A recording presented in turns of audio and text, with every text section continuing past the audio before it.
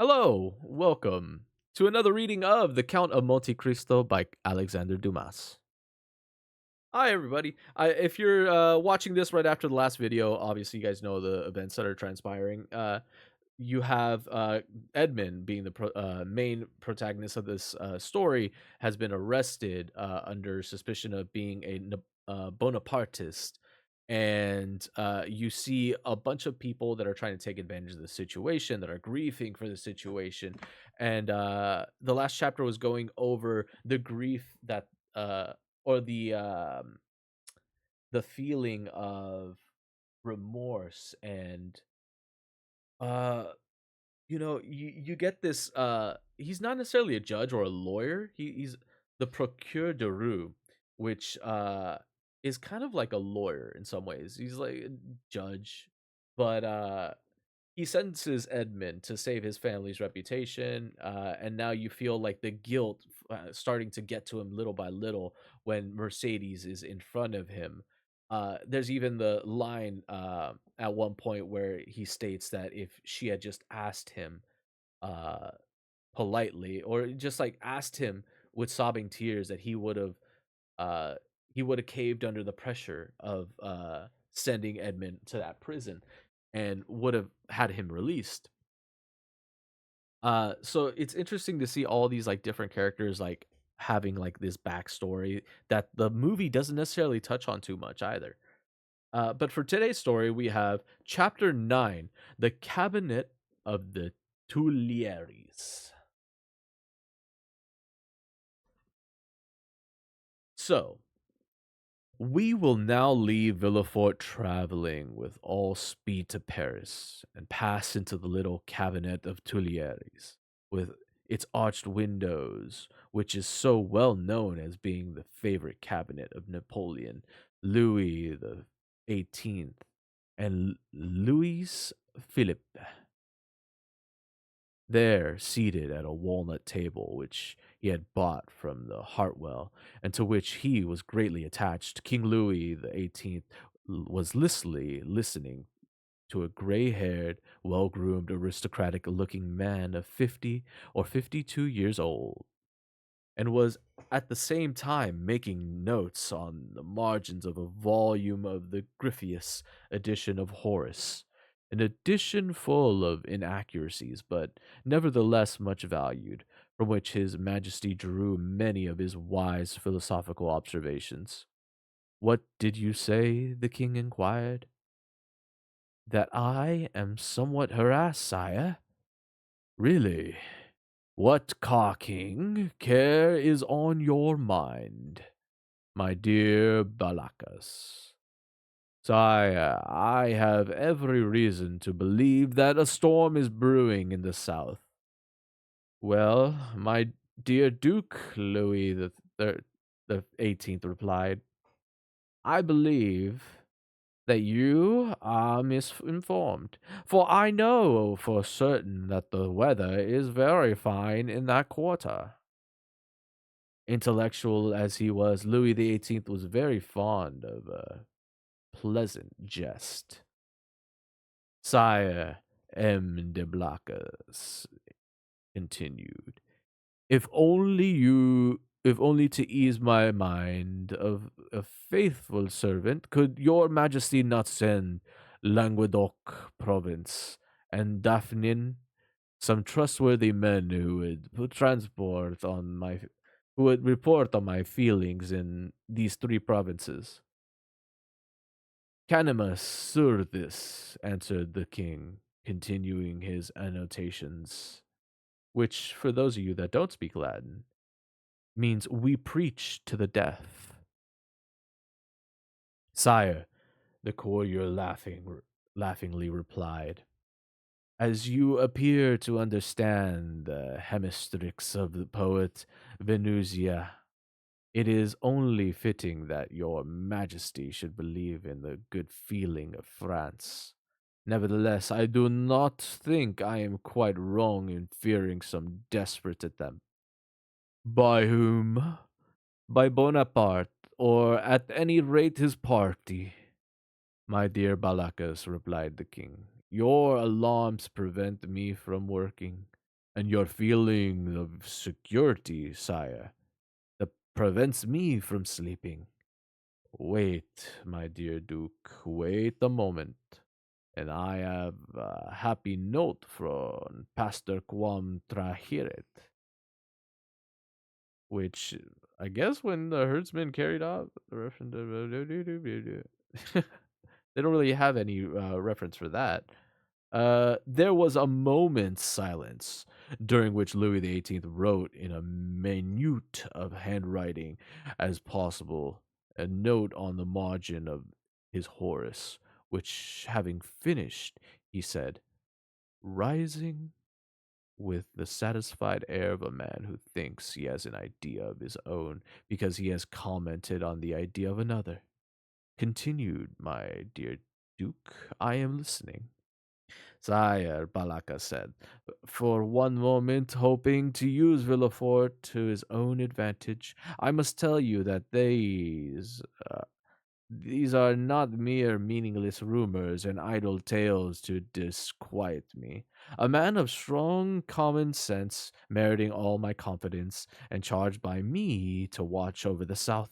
The Duke uttered these last words hesitantly, has arrived in all haste to bring me the news that a great danger threatens the king.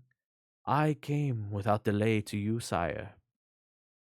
Mala ducis avi domin. Mala ducis avi domum, which means in Latin with an evil omen. Louis XVIII continued, still making his notes. Ah, here is Monsieur d'André.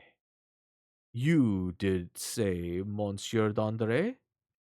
He asked of the chamberlain, who had just announced the minister of police. Yes, sire, Baron d'André. You have just come at the right moment, said Louis. Come in, Baron, and tell the Duke your latest news of the Monsieur Bonaparte. Do not conceal anything, no matter how serious. Is the Isle of Elba volcano from which will issue a bloody, death bringing war? Bella horrida bella. War, horrible war in Latin. M. Dandre balanced himself gracefully on the back of a chair on which he was leaning his hands and said, has your majesty been pleased to pursue yesterday's report? Yes, but give the duke the contents of the report. Tell him exactly what the usurper is doing on his island. Monsieur, said the Baron of the Duke, all his Majesty's faithful servants have gone good reason to rejoice at the latest news that has reached us from Elba Bonaparte.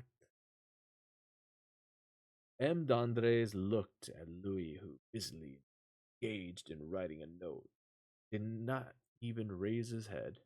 Bonaparte is bored to distraction, continued the Baron. He speaks whole days watching his miners at work at Porto Longon.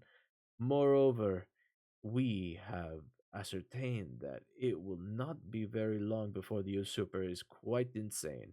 His brain is giving way. One moment he is weeping bitterly, and the next laughing boisterously. At other times, he will spend hours on the shore, throwing pebbles into the water, and if he succeeds in making 5 or 6 ducks and drakes, he is as pleased with himself as if he had won another Marengo or second Austerlitz. You must agree with me that these are sure signs of insanity. Or else signs of wisdom, monsieur, smiled Louis. The great captains of olden time amused themselves by casting pebbles into the sea. See Pluch, Pluchla, Pluch, Plutarch's life of Scipio Africanus. Well, Blackus, said King, continued triumphantly, What do you say to that? I say, sire, that either the minister of police is mistakenly mistaken, or else I am. But at this would be impossible for a minister of police who has the safe custody of your majesty. It is probably I who am under the wrong impression.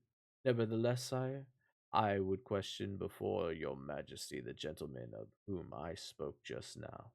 In fact, I beg your majesty to do him this honor. Most willingly, Duke. Under your auspices, I will receive whom you will, but I must receive him armed to the teeth. Have you a later report than this one, Andres? This one is dated February the 20th, and today is March the 3rd. No, sire. I am expecting one hourly. I have been out since early morning, and it is possible that one has arrived there during my absence.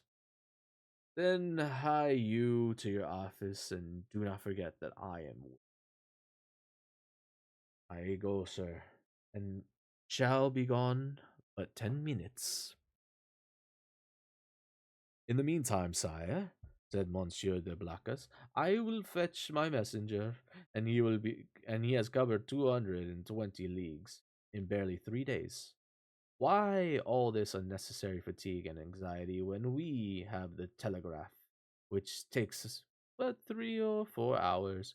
Ah, sire, that is poor recompense for Monsieur de Villefort, who has come all that distance with such haste to communicate to your Majesty valuable. Monsieur de Villefort, exclaimed the king, is that the messenger's name? Yes, sire. I thought the name was unknown to your Majesty. Not at all, Blackas. He is a serious minded and intellectual young man, and above all, he is ambitious. Added to that, his father's name is Northier. Northier the Gorodin. Northier the senator. The very same. And your majesty has employed the son of such a man? Blackas, my friend, you are very slow to understanding. I told you that Villefort was ambitious. He would sacrifice everything to gain his end, even his father. Go and fetch him. Blacas returns with Villefort, the king said. The Duke of Blacas tells me you have some important information. Give me full details, if you please, and above all, begin at the beginning.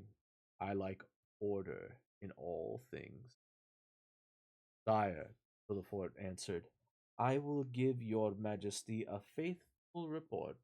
I have come to Paris with all speed to inform your majesty that in the exercise of my duties I have discovered a conspiracy, not one of those everyday meaningless vulgar plots of the lowest classes, but a veritable tempest which threatens your very throne. Sire, the usurper has manned 3 vessels. He mediates some attack, seemingly senseless, perhaps, but it may have terrible consequences. By this time, we will have left Elba bound. I know not whether. He will most probably attempt to land either the Naples or the coast of Tuscany. Or even in France, your majesty is aware that the lord of the Isles of Elba has maintained relations with Italy and France. Yes, monsieur, I know, replied the king, greatly agitated. And lately we have been informed of Bonaparte's meetings in the Rue Saint Jacques. Which, whence have you your details? Sire, I have them from a man whom I have been watching for some time past, and for though for whose arrest I gave orders the other day for my departure from Marseilles. He is a turbulent sailor whom I suspected of Bonapartism, and he has been secretly to Elba. There would be there he saw the Grand Marshal, who entrusted him with a verbal mission to a Bonapartist in Paris, whose name he would not disclose. The nature of the mission was to prepare the adherents of Bonaparte for a return. Note, sire, these are the men's very words for a return which must take place very shortly. Where is this man? In prison, is sire? Do you think the thing is serious?